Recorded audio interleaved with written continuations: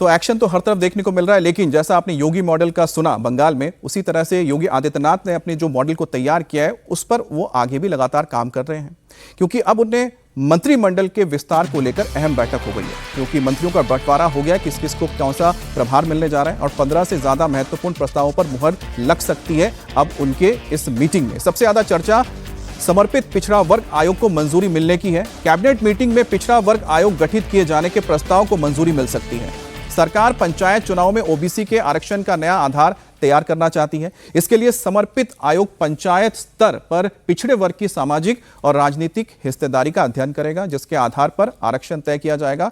इसे आगामी पंचायत चुनाव से पहले सरकार का बड़ा राजनीतिक और सामाजिक कदम माना जा रहा है। इलाहाबाद हाईकोर्ट में दायर एक याचिका के बाद अदालत ने राज्य सरकार को समय पर चुनाव सुनिश्चित करने के लिए पिछड़ा वर्ग आयोग गठित करने का आदेश दिया है। आज योगी कैबिनेट में इस प्रस्ताव पर मुहर लग सकती है। अब यूपी मंत्रिमंडल विस्तार के बाद नए मंत्रियों के विभागों का बंटवारा कर दिया गया है। 8 मंत्रियों को नई जिम्मेदारियां भी सौंप दी गई है। भूपेंद्र चौधरी को एमएसएमई यानी कि सूक्ष्म लघु एवं मध्य उद्यम विभाग दिया गया है, जबकि मनोज पांडे को खाद्य एवं रसद तथा नागरिक आपूर्ति विभाग की जिम्मेदारी मिली है।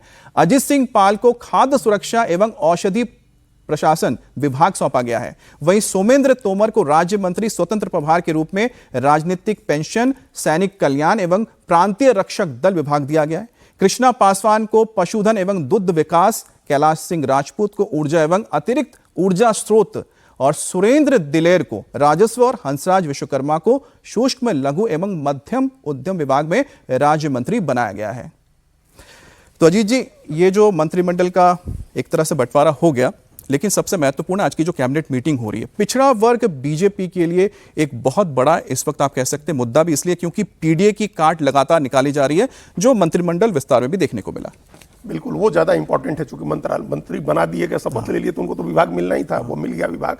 हालांकि ये कहा जा रहा था कि प्रधानमंत्री लौटेंगे तभी होगा और कई खींचतान चल रही है, वो सारी बातें अब खत्म हो गई।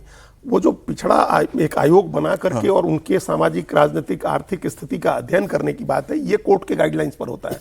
ये हम लोगों ने महाराष्ट्र में देखा कि आरक्षण आपने लागू कर दिया पंचायत चुनाव में और कोर्ट ने उसको रद्द कर दिया, उस फैसले को। कोर्ट ने पूछा कि आपको कैसे पता चला कि इनको आरक्षण की जरूरत है। फिर अदालत ने ही कहा कि आप एक आयोग बना करके इनका अध्ययन करवाइए और इनको कितनी जरूरत है वो रिपोर्ट सामने आए, उस आधार पर आप आरक्षण दीजिए। तो यहाँ सरकार उसको लेकर के, इलाहाबाद हाईकोर्ट में है ही मामला, आपने अभी दिखाया ही। तो ये कोर्ट के लिए भी जरूरी है और सरकार के लिए भी जरूरी है कि आपके पास आंकड़े हों, वास्तविक आंकड़े हों कि किस जाति के पास कितना रिप्रेजेंटेशन है, उनकी क्या स्थिति है, और उस आधार पर आरक्षण इंश्योर करिए। और पंचायत चुनाव, लोकल बॉडीज के चुनाव आरक्षण के आधार पर हो।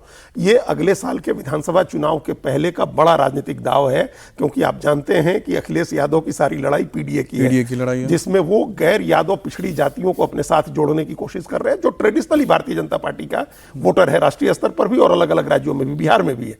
गैर यादव पिछड़ी जातियां वो अपनी तरफ खींचने की कोशिश कर रहे हैं, और ये जो कदम है ये उनको और सीमेंटेड करेगा भारतीय जनता पार्टी। तो एक तरह से यहाँ पर योगी आदित्यनाथ का या बीजेपी का एक मिशन है, जिसके जरिए जो ओबीसी है और जो पिछड़ा वर्ग है उसको लगातार जोड़ने की कोशिश हो रही है, ताकि 2027 के चुनाव में उसका फायदा हो। और जो झटका 2024 में लगा था, अब उसको तो आपको पारना ही पड़ेगा, यानी कि उसको पार करना पड़ेगा।